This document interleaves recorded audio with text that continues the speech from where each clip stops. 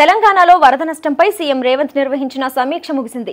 ఈ మీటింగ్స్ కు కేంద్ర మంత్రులు శివరాజ్ సింగ్, బండి సంజయ్ హాజరయ్యారు. ఒకే రోజు అత్యధికంగా 40 సెంటీమీటర్ల వర్షం కురిసిందని, రోడ్లు, ఇళ్లు, బ్రిడ్జిలు దెబ్బతిన్నాయని వివరించారు.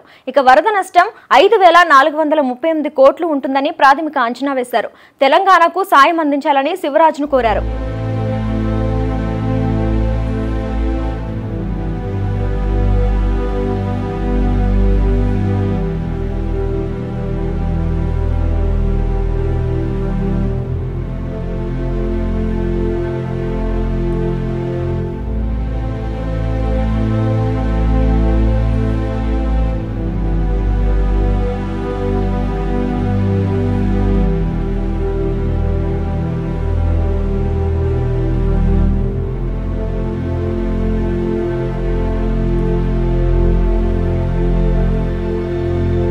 శ్రీశైలం జలాశయం 6 గేట్లు ఎత్తి నీరు విడుదల చేశారు.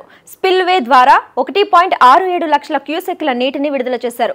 ఎగువ నుంచి శ్రీశైలానికి 1.64 లక్షల క్యూసెక్కుల నీరు వస్తుంది. ఇక శ్రీశైలం గరిష్ట నీటి మట్టం 885 అడుగులు కాగా ప్రస్తుతం 884.4 అడుగులుంది. ఇక శ్రీశైలం గరిష్ట నిల్వ 215.8 టీఎంసీలు కాగా ప్రస్తుతం 212.9 టీఎంసీలుంది.